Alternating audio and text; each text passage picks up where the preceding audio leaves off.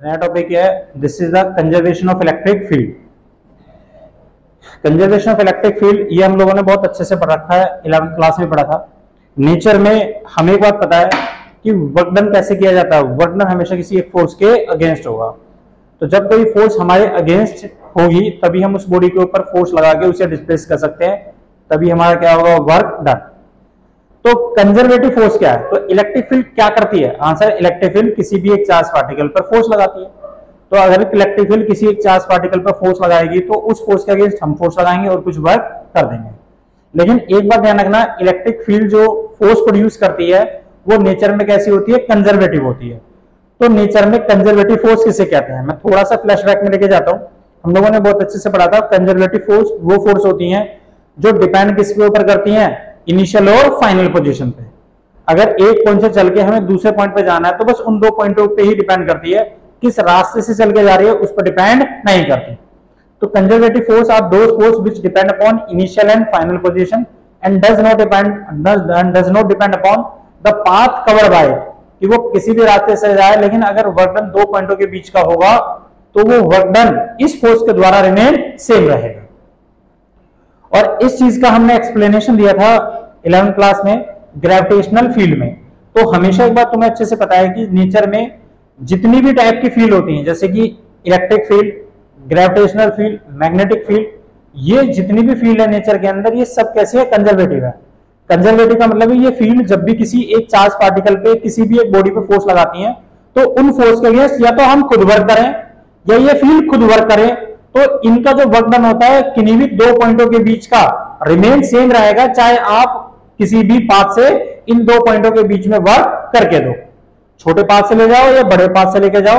लेकिन अगर पॉइंट दो सेम है तो ये इलेक्ट्रिक फील्ड खुद काम करे या हम इन फील्ड के अगेंस्ट काम करें, ये वर्क डन रिमेन सेम रहेगा, उसकी वैल्यू चेंज नहीं होती। कि किसी फील्ड में, अगर ग्रेविटेशनल फील्ड में किन्हीं भी दो पॉइंट, अगर दो पॉइंट सेम है तो वर्क डन आप कहीं से भी करो रिमेन सेम रहेगा, वर्क डन की वैल्यू कभी चेंज नहीं होगी। नंबर दूसरी बात, हम इस फोर्स को कंजर्वेटिव फोर्स क्यों कहते हैं? क्योंकि फिजिक्स में हर एक लॉ ऑफ कंजर्वेशन को ये फॉलो करता है, इसलिए कहते हैं। अब तुम देखो, जैसे कि ये suppose to be electric field है,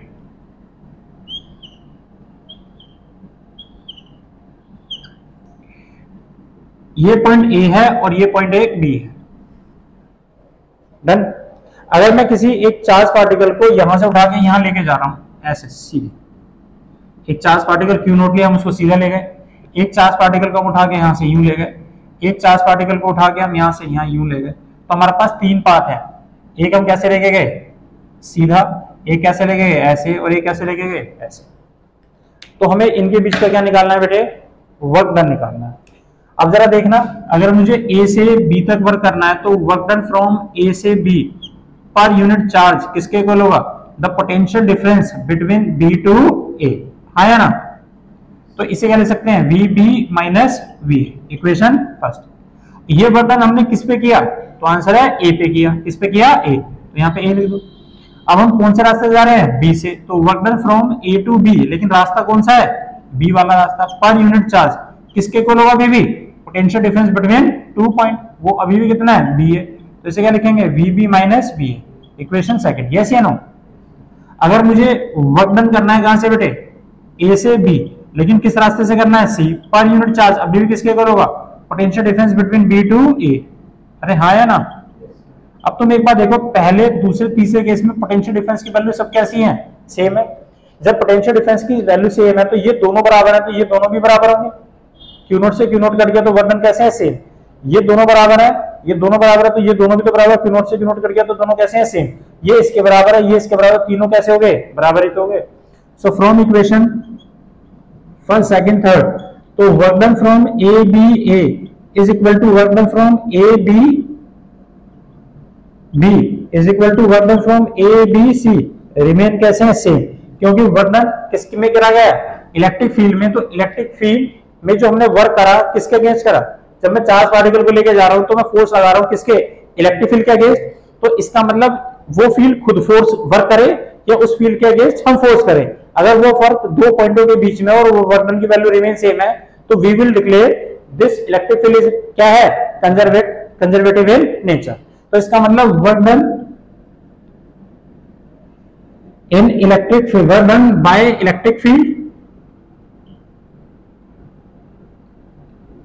इलेक्ट्रिक फील्ड और अगेंस्ट इट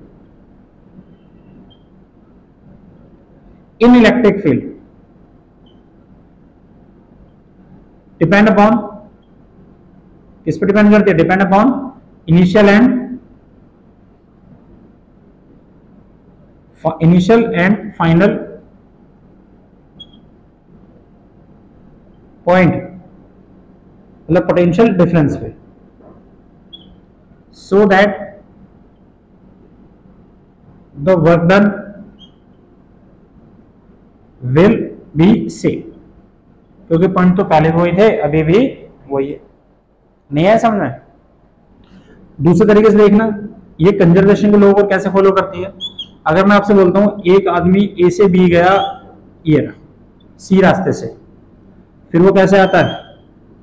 सी से बी आता है इस रास्ते से, और ये इलेक्ट्रिक फील्ड में वर्क हो रहा है। किसमें हो रहा है? इलेक्ट्रिक फील्ड में वर्क। तो एक छोटी सी बात बता कि अगर मुझे वर्क डन निकालना हो, चार्ज को लेके जा रहे हैं क्यू नॉट को, तो वर्क डन हम कैसे निकाल रहे हैं? ए सी बी कैसे निकाल रहे हैं? पर यूनिट चार्ज। तो मेरा वर्क डन किसके इक्वल होगा? The potential difference between B to A. इसको क्या लिखेंगे? V B minus V A, equation first.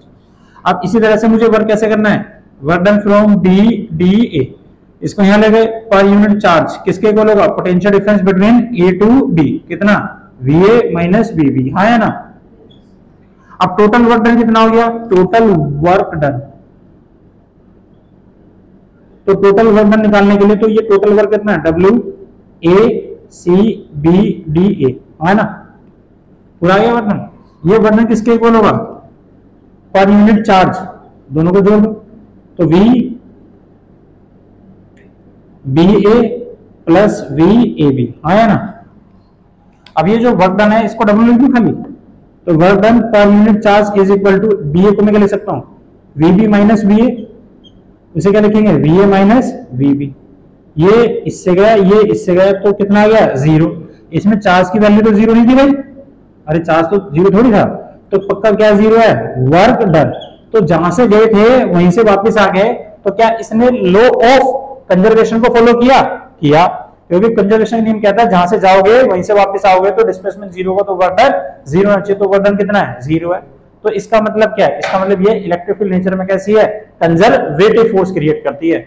Electric field में किन्हीं भी दो पॉइंटों के बीच में जब भी तुम वर्क करोगे, वो वर्क डन की वैल्यू रिमेन सेम रहेगी, कहीं से भी लेके आओ रिमेन सेम रहेगी। क्यों? क्योंकि ये कंजर्वेशन के लॉ को फॉलो करता है। यही मतलब होता है इसका, कंजर्वेशन ऑफ इलेक्ट्रिक फील्ड।